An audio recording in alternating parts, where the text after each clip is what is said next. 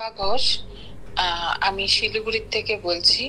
আমি বাবার লীলা কথা আজকে বলছি। বাবার শিবানন্দ বাবার তো অনেক মহিমা, অনেক লীলা কথা আছে, কিন্তু আমি যে সঙ্গ করেছিলাম, সৌভাগ্যক্রমে আমি যে বাবার সঙ্গে ছিলাম, ওই সময়কার মুহূর্তের ছোট ছোট করে আমি তিনটে গল্প বলছি। বাবা যে দূরদর্শী তার প্রমাণ আমি পেয়েছিলাম। আর সত্যি কথা বলতে, বাবার সঙ্গে যখন ছিলাম এই কথাগুলো আমার কিছুই মনে থাকতো না, কিন্তু এখন যখন বাবা চলে যাওয়ার পরে আমি কিছু কথা মনে করি বা সঙ্গটা যখন মনে করার চেষ্টা করি, তখন আমার ওই কথাগুলো মনে পড়ে।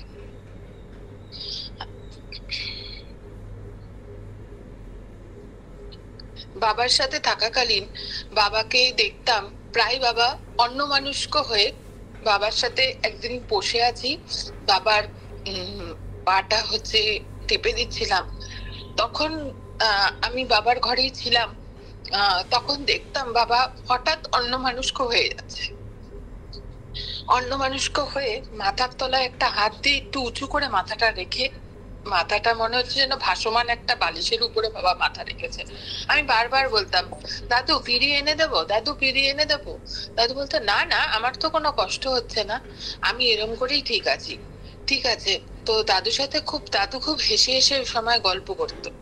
আমি যে একা থাকতাম আমি বুঝতাম না, আমি মা বাবা ছাড়া যে থাকতাম একটা আলাদা আনন্দে থাকতাম।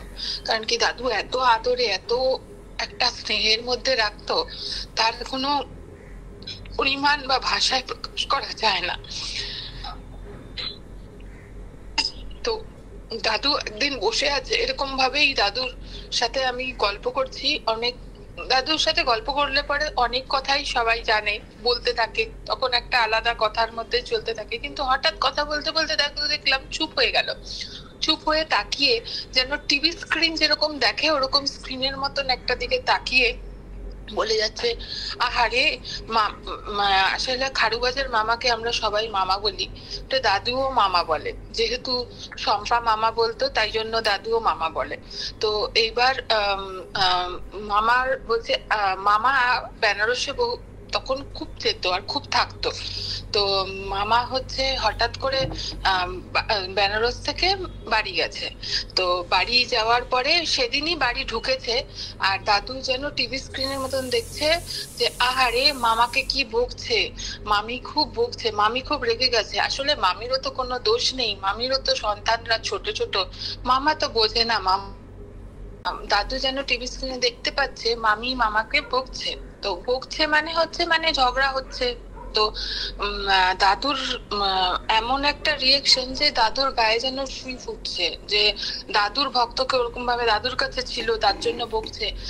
তো অনেকক্ষণ ঝগড়া চলছে, আর দাদু যেন হাতটা উপরে করে, আর আমি না অনবরত হাসছি। এরকম আবার হয় নাকি যে এরকম, তখন তো আমার বুদ্ধি কম, নির্বুদ্ধি আমি। তো আমি হাসছি।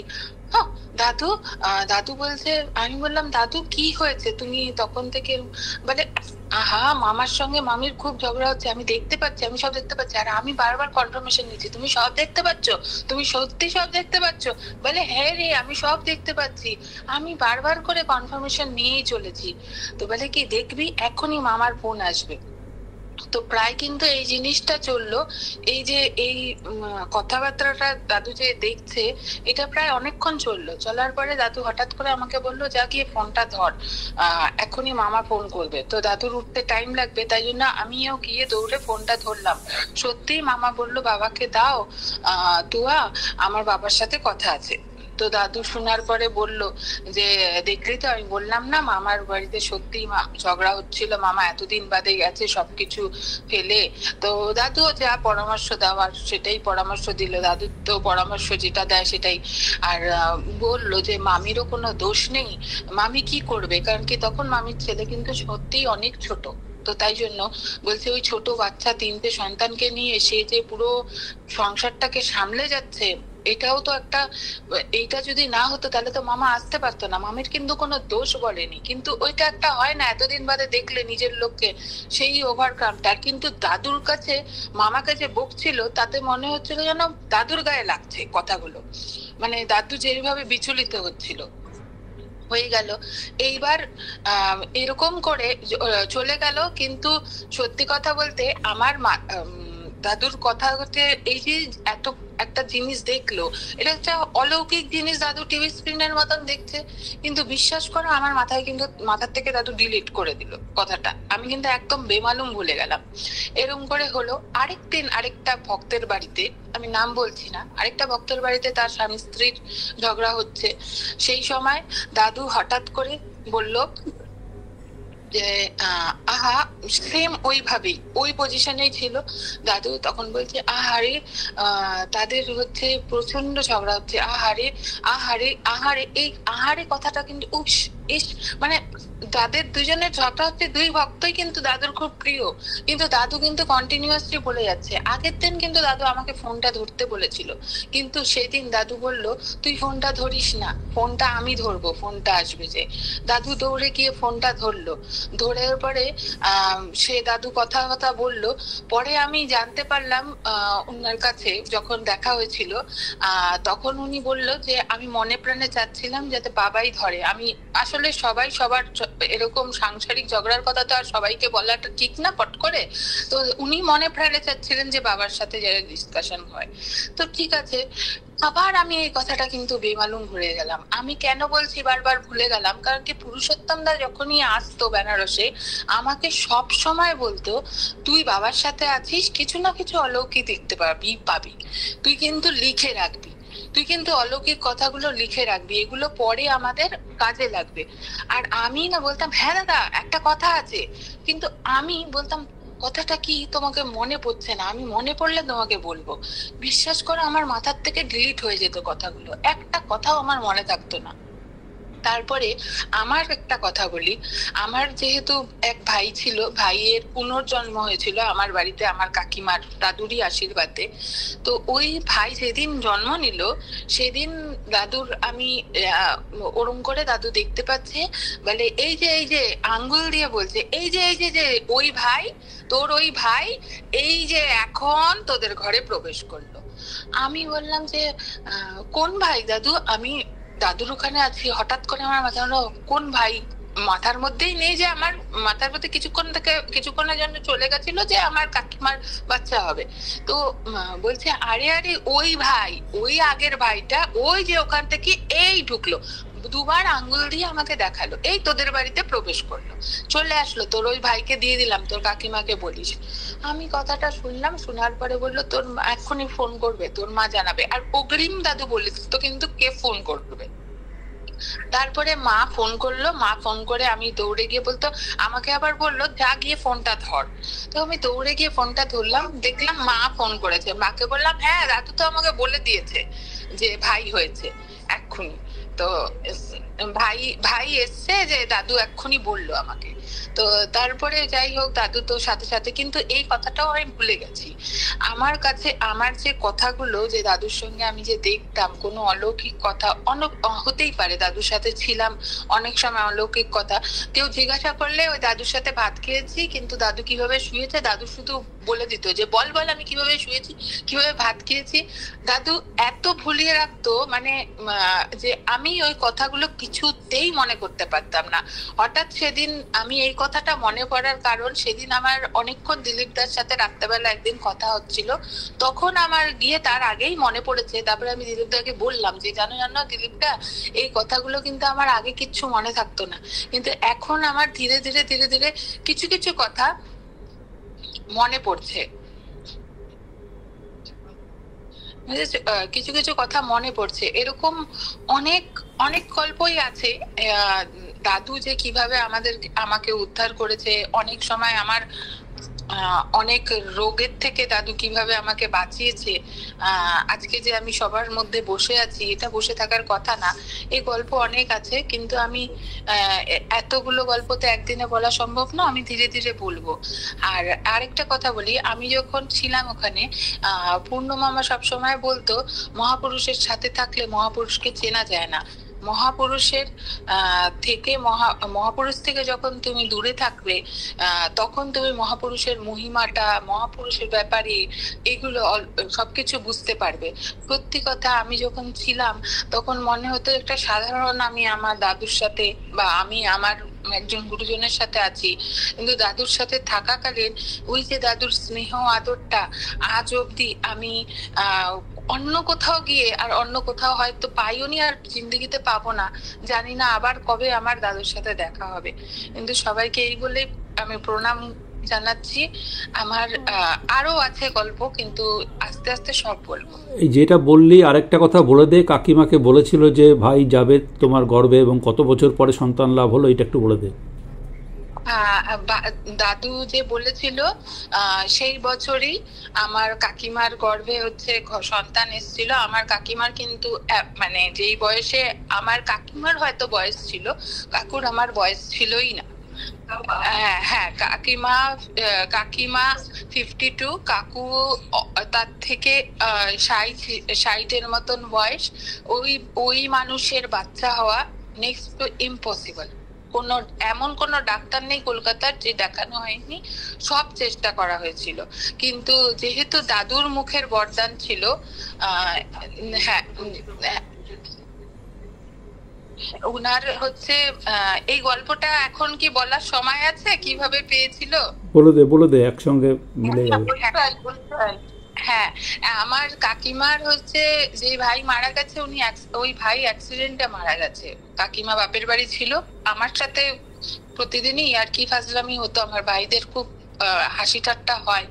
তো ওই ভাইও নামতে নামতে আমাকে ঠাট্টা করেই নামলো। সেদিন আমরা কেউই মুখ দেখিনি, ইভেন কি মা রান্নাঘরে ছিল, মাও চিৎকার করে বলছে বাবু ভাত খেয়ে যা। তো বললো না বড় মা, আমি এসে খাবো, আমি রান্না করেছি। তো ঠিক আছে, এবার চলে গেছিল, ওর অ্যাক্সিডেন্ট হয়েছিল। এবার ভাই তো চলে যাওয়ার পরে আমার কাকিমা যেরকম একটা সন্তান থাকলে হয়, এবার কাকিমা তো একদম ছেড়ে দিয়েছে। কিন্তু কাকিমা চেষ্টা অনবরত করে যাচ্ছে। আমাদের বাড়ির লোকেরও ইসে ছিল যে তোর যদি মনে হয়, আমার পিসি মাটা সবাই সবসময় বলতো তোর যদি মনে হয়, তোর যদি আরেকজন নিতে ইচ্ছা করে সন্তান, তুই নিতে পারিস। কিন্তু ও মাথায় তখন ছিল এখন কি আমার হবে। তারপরে ডাক্তার দেখানো হলো, ডাক্তার দেখানোর পরে কবিরাজ বৌদ্ধ কোনো কিছু বাদ যায়নি। অনেক অনেক সাধু, অনেক তান্ত্রিক, কেউ যদি বলতো যে মানে অনেক গ্রামে আছে একটা ভালো তান্ত্রিক, সে তোমাকে হয়তো দিতে পারে, সেখানেও কাকিমা দৌড়ে গেছে। তো এরকমই একদিন আমার মানে যেহেতু মারা গেছে, তো একজন মারা যাওয়ার পরে এবার ভাই অপঘাতে মৃত্যু, ভাই কিন্তু প্রায় আমাদেরকে ফিল করাতো যে বাড়িতেই আছি আমি, কোনো না কোনো ভাবে। ওর বিছনায় যদি বালিশ না থাকতো, তাহলে আমাদের ভাই বোনদের মধ্যে আমরা কেউ স্বপ্ন দেখতাম যে ওর বিছনায় বালিশ নেই, সকালবেলা উঠে দেখতাম সত্যিই বালিশ নেই। আমি বালিশ ছাড়া শুতে পারি না। ভাইয়ের কিন্তু ঘাড়ে লেগেছিল বলে ও মারা গেছিল।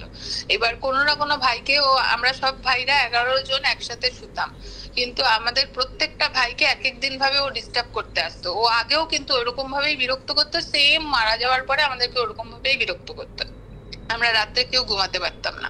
তো ঠিক আছে, এরকম করে আমাদের দিন যাচ্ছিল। এবার কাকিমার তো আরো অসুবিধা হবে, তাই আমাদের দাদুর বইটা কাকিমার কাছে ছিল, আর দাদুর একটা ফটো ভাইয়ের রুমে রাখা হলো। তারপরে গিয়ে কিছুটা আমরা স্বস্তির পাই। তো তারপরে আমাদের যখন এক দাদুর মানে কাকিমার ইচ্ছা ছিল, দাদুর কি হলো জানি না, দাদুর হচ্ছে মানে কাকিমার খুব ইচ্ছা হওয়াতে একটা তান্ত্রিককে বাড়িতে নিয়ে আসে। এবার যেই তান্ত্রিক সঙ্গে মা ভয়ের চোটে দরজা বন্ধ করে বলেছে, দেখ সীমা, তোর যা করার, আমার কাকিমার নাম সীমা, বলছে তোর যা করার ইচ্ছা তুই কর বাবা, আমার ঘরে 2টি মেয়ে আছে, তো আমি হচ্ছে এই দরজাটা এখন খুলবো না, আমার তান্ত্রিক খুব ভয় লাগে। তো মা যথারীতি দরজাটা আটকে দিয়েছে। আমরা কিন্তু তান্ত্রিককে দেখিও নি, তো দেখিনি। এবার যেহেতু উনি বসেছেন, এবার ভাইয়ের ঘরেই বসেছেন পূজা করার জন্য, উনি জাস্ট পূজা করতে এসেছিলেন। তো উনি বহু বড় তান্ত্রিক, উনি কিন্তু বলছে, তখন আমার কাকিমা তো কাঁদছে, সারাক্ষণ কাঁদতো। তো তখন বলছে যে আমার এইটা প্রায় হচ্ছে 20-25 দিন হবে ঘটনাটা। তো বলছে যে আমার ওই সন্তানই লাগে, আমার সন্তান লাগে না, আমি আর সন্তান আর এখন এই বয়সে কেন চাইবো, কিন্তু আমার ওই সন্তানই আমার ঘরে যাতে হয়। তো তখন উনি বলছে আমি আপনাকে সন্তান দিতে পারি, কিন্তু আপনার পুরনো সন্তানকে ফিরিয়ে আনার ক্ষমতা আমার মধ্যে নেই। তো এই কথাটা বলেই না ঘাটটা ঘুরিয়েছে। ঘাটটা ঘুরিয়ে দাদুর ফটোটার দিকে তাকিয়ে উনি বলেছিলেন, ইনি কে? বলছে এটা তো আমার জায়ের গুরুদেব। তখন বলছে যদি আপনার ওই সন্তানই লাগে তাহলে একমাত্র ইনিই মহাপুরুষ, ইনিই দিতে পারবেন, ইনি ছাড়া আর কেউ আপনাকে দিতে পারবেন না। আমরা আপনাকে সন্তান দিতে পারবো, কিন্তু আপনার ওই ছেলেকে টেনে আনার ক্ষমতা আমাদের মধ্যে নেই। কিন্তু ইনি একজন সিদ্ধ মহাপুরুষ, ফটোটা দেখে বলেছিলেন ইনি একজন সিদ্ধ মহাপুরুষ, ইনি একমাত্র আপনার ওই সন্তানকে ফিরিয়ে দিতে পারবেন। তো ঠিক আছে, ওই কথা বললো। এবার দাদুর সাথে আমি তখন তন্দাদির বাড়িতে ছিলাম। দাদু হঠাৎ করে বলল আমাকে 28 দিন যখন আমার ভাই মারা গেছে, যে তোর বাবাকে একটু চোখ দেখাবো, চোখটা একটুখানি, আমার চশমাটা প্রবলেম হচ্ছে, মামনিরও চশমাটা প্রবলেম হচ্ছে, চল তোদের বাড়িতে আজকে। হঠাৎ করে দাদু বলাতে আমিও তো মাকে ফোন করলাম, মা দাদু আজকে আসবে বলছে। তো কলকাতার বাড়িতে দাদুও চলে আসলো। এবার কি চশমা দেখালো, আসলে তো কাকিমা মনে প্রাণে দিন রাত্রি আমার মা কাকিমা সারাক্ষণ হচ্ছে ওই বাবা তুমি আসো, বাবা তুমি আসো, এটা ডেকে যাচ্ছিলেন। এটা তো দাদু শুনতে পাচ্ছিলেন, আমরা তো আর জানি না। তো আমি তখন দাদুর সাথে ছিলাম। তো তারপরে দাদু আসলো বাড়িতে। আসার পরে আমার কাকিমা পা ধরে একদম অনেকক্ষণ কান্নার পরে একটাই কথা বলছে, মা পা ছাড়ো, মা পা ছাড়ো। তখন বলছে যে না, আমার বাবা আমার সন্তান, তুমি বলো আগে আমার সন্তানকে তুমি ফিরিয়ে দেবে, আমার সাথে এরকম কেন হলো? তো বললো যে অনেকক্ষণ বাদে, প্রায় 5 মিনিট 10 মিনিট বাদে দাদু বললো যাও তোমার সন্তান তোমাকে দিলাম। এই কথা বলে আমি কিন্তু ওখানে দাঁড়ানো। তখন এই কথাটা বলার পরে আমার কাকিমা যেই দাঁড়ালো, এবার তোমাকে উত্তর দিই, তোমার কেন এই দশা হয়েছে? তোমার মধ্যে অতি অহংকার। তোমাদের বাড়িতে যখন আমি এসেছিলাম, দাদু আমাদের বাড়িতে অনেক দিন ছিলেন কলকাতার বাড়িতে। আমাদের যখন নতুন আমরা ঘর করি, আমরা খাটে কেউ শুইনি, নতুন খাট ঠাট সবকিছু রাখা ছিল, দাদু আসবে শোবে। দাদু আমাদের ওই আশাও পূর্ণ করেছিলেন। বহুদিন আমাদের বাড়িতে ভক্ত নিয়ে ছিলেন, আর কি রাম ঠাকুর আশ্রম থেকে দাদুকে নিয়ে যাওয়া হয়েছিল। তো দাদু ওখানে কোথাও থাকতেন না, রাত্রেটা আমাদের বাড়িতে থাকতেন, যেহেতু আমাদের বাড়ির পাশে। সারাদিন রাম ঠাকুর আশ্রমের ওখানে থাকতেন, আর রাত্রেবেলাটা আমাদের বাড়িতে শুতেন। তো ওই টাইমে সবাই এসেছিল আমাদের বাড়ি, কিন্তু আমার ভাইকে কাকিমা পাঠায়নি। এত কারণ কি, আমাদের বাড়িতে জলের খুব প্রবলেম। তো কাকিমাই প্রথম একটা আন্দোলন তুলেছিলেন, এত বাড়িতে লোক এসছে তাই জন্য জল পাওয়া যাচ্ছে না। তো আমিও কাঁদতে কাঁদতে দাদুকে গিয়ে বলেছিলাম। দাদু তখন, মা বলেছিল, মা খুব কেঁদেছিল যে বাবা তুমি এসছো, আমার গুরুদেব এসছে, আর এরকম জল নিয়ে কথা হয়েছে। তো তারপরে থেকে কিন্তু মা বলার পরে মাকে বলেছিল, মা তুমি কাঁদিও না, তুমি চিন্তাও করো না, জলের কোনো সমস্যা এই বাড়িতে আর হবে না। সত্যি এখন আমাদের বাড়িতে জল সারাক্ষণ, রিজার্ভার কিন্তু সেমই আছে, রিজার্ভারটা বাড়েনি, মানে ওই স্টক করার জায়গাটা, কিন্তু জল সারাক্ষণ আমাদের সবার ঘরে অ্যাভেলেবেল, আগে যেটা ছিল না। তো ঠিক আছে, এই তখন দাদু বললো যে মা তোমার তো অতি অহংকার, তুমি তোমার ছেলেকে নিয়ে, একজন বাড়িতে মহাপুরুষ এসছে, তুমি তোমার ছেলেকে নিয়ে একবারও প্রয়োজন মনে করলে না, তুমি নিয়ে আসো। তোমাকে তো প্রথম দিন দেখে আমি বুঝে গেছিলাম যে তোমার জীবনে একটা বিশাল বড় দুর্দশা আসতে চলেছে, কিন্তু তুমি যদি তোমার ছেলেকে একবার একটা মহাপুরুষ দর্শন করাতে, ওই দুর্ঘটনার থেকে ও মুক্তি পেত। মানে মহাপুরুষ দর্শনেই মঙ্গল বলে যে, আমি সেটা দাদুর আমার বাড়ির থেকেই আমি আরো বেশি ভাবে বুঝতে পেরেছি। বলছে যে যে দুর্ঘটনা ছিল সেটা মুক্তি পেত। এবার কাকিমা তো তখন ওই অবস্থায় নেই, শুধু কেঁদেই যাচ্ছে, বাবা আমার ভুল হয়ে গেছে, আমাকে তুমি ওই ছেলে, বলে কি আমি বললাম তো তোমার ছেলে তোমার কাছে আসবে।